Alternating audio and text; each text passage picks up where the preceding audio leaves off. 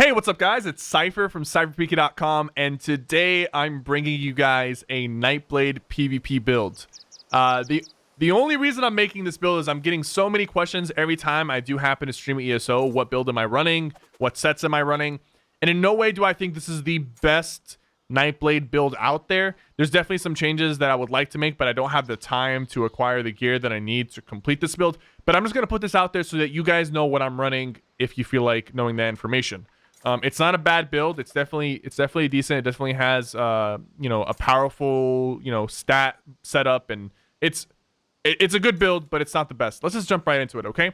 So let's talk about the weapon loadout real quick. We're using the 2H and the bow. Pretty standard stuff. Ever since 2015, Stamina Nightblades have been using 2H bow. It's the best weapon combo in my opinion. There's other weapon combos that work for the Stamina Nightblade, but this is my favorite setup for solo PvP. And let's start with the 2H. Nothing has changed. It's still the same thing. We got Rally, we got Mass Hysteria, we got Ambush, we got Surprise Attack, we got Executioner, and we have Incapitating Strike. Same setup. This has not changed one bit. On our back bar, we're running Shadowy Disguise, but you can use the other, morph of this ability if you want the extra damage reduction. It's up to you. Poison Injection, Shuffle, Relentless Focus, and they recently buffed this ability, and you can animation cancel it now, so I recommend you use it more often. I used to not use it that often. I used to just use it for the buff, but now the Spectral Bow is actually pretty useful. I mean, it was useful in the past, but now it's a lot more fluid, and you can work it into your rotation a lot easier. And Resolving Vigor.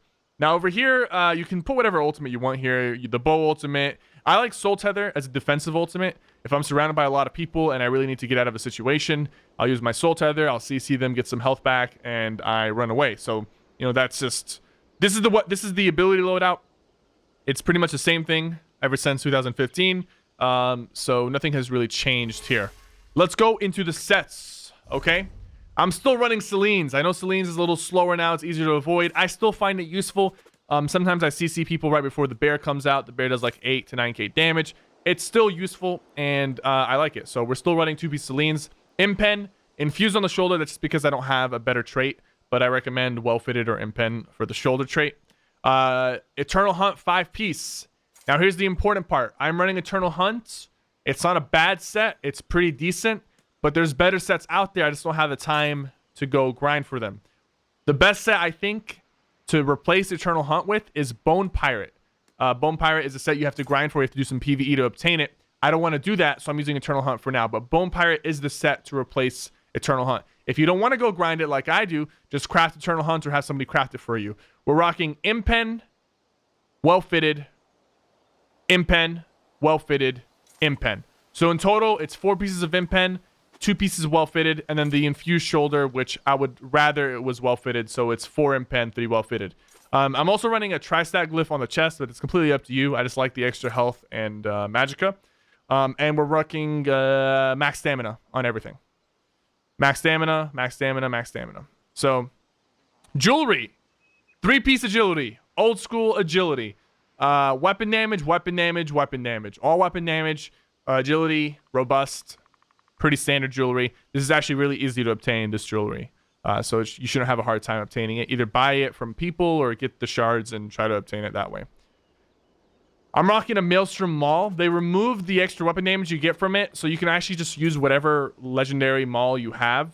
I prefer Maul, but you can also use a Greatsword. It's up to you, but you don't have to use Maelstrom Maul. I repeat, you do not have to use Maelstrom. You can just craft your own legendary Maul. Nirnhoned is the trait I'm going with, and I'm rocking poison damage. I'm rocking these poisons, the damage health poisons. I know some people don't like poisons. I really don't care. Deal 1700 poison damage and deal 1100 over time. Pretty good. Extra pressure to apply to your opponent. Not bad at all. This is really good for extra damage. The Master's Bow. This is really hard to obtain. This was decisive. I just changed it to Infused today using the new transmutation system. Infused is probably the best trait for this bow, or defending. It's up to you, but Infused is what I'm going with for the extra damage. I put a weapon damage enchant on it, so whenever I light attack somebody, I get 452 weapon damage and spell damage for 5 seconds. And Infused increases the effect and also reduces the cooldown, making this have a 100% uptime if you keep swapping to your bow for the light attack. On top of that, when you apply Poison Arrow to an opponent, that person receives 301 extra weapon damage from you because they're affected by your Poison Arrow.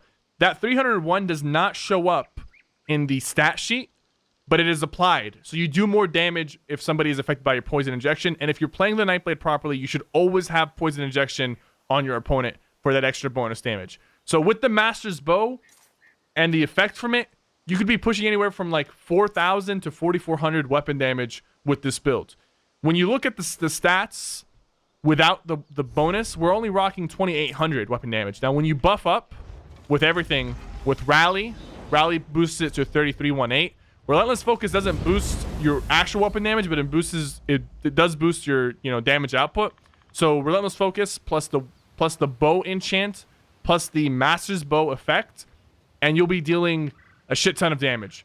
The stamina is pretty low, 31.6k, but you really shouldn't have to worry too much about that. You have a lot of stamina recovery, 2471 with Relentless Focus up, and you have a lot of weapon damage, anywhere from 3.9 to 4.4k weapon damage.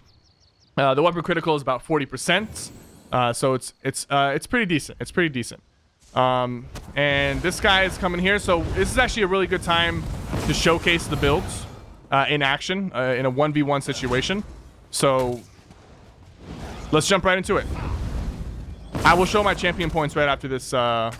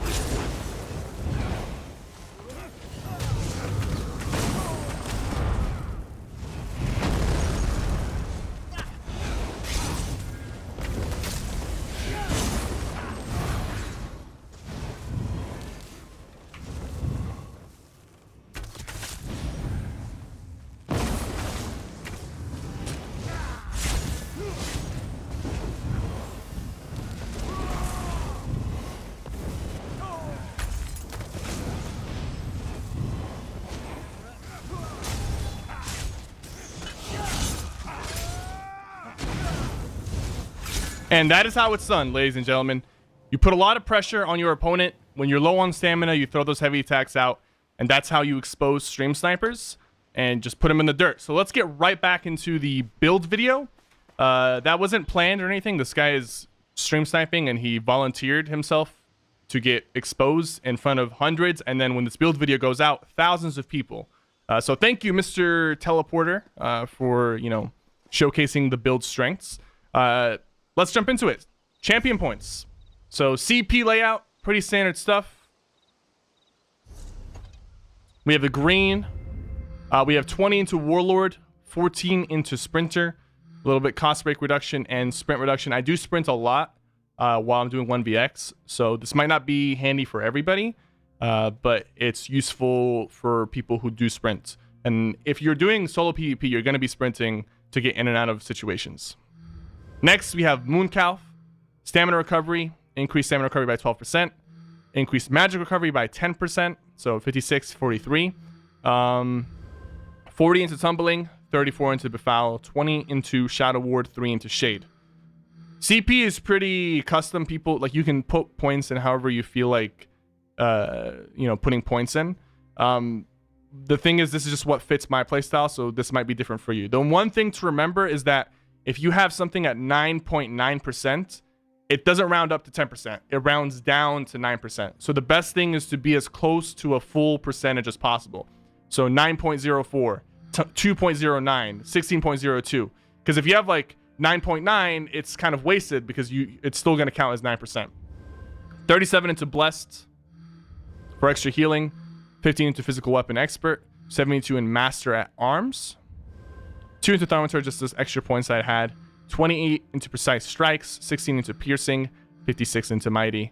You can put more into Thermometers because we do have dots, but I just didn't have enough points to spend there. 51 into Ironclad. 44 into Resistance. 49 Hardy. 56 Elemental Defender. 26 Thick Skinned. You want to make sure you have at least 120 points in the Lady for the Unchained passive. And 4 points into Quick Recovery. So that is the CP. I went through it really, really quickly just because I don't want this video to be too long. And also CP is pretty dependent on how you play and who you are and also how many CP points you have. But you can go back and look through that just to get an idea or a framework of how to allocate your CP. Mundustone, we're using the Serpent for the extra stamina recovery. We're using the Smoked Bear Haunch for our food. That's this gold food right here. Ozarga's whatever. And that's going to give you max health, health recovery, stamina recovery, magic recovery. That's how you keep your recoveries high while also, you know, keeping a decent amount of max stamina and boosting your weapon damage by a lot. So that's the build that I'm using. Is it the best build in the world? No, it still could use some improvement. Bone Pirate is a set I wish I had, but I don't have it, and I don't plan to go out and get it because I'm doing fine with the build as it is. So thank you guys so much for watching. If you enjoyed this video, slap a like on it and comment below. This was out of the blue. I didn't really want to make this build video, but people were asking a lot of questions about this build, so I decided to post it for you guys. And yeah, this is also going to be posted on my website, SypherPK.com. And I plan to have more builds posted on my website, not just from me, but from other content creators who make, you know, well-established, decent PvP builds. So thank you guys for watching. My name is Sypher, and I'll catch you guys next time.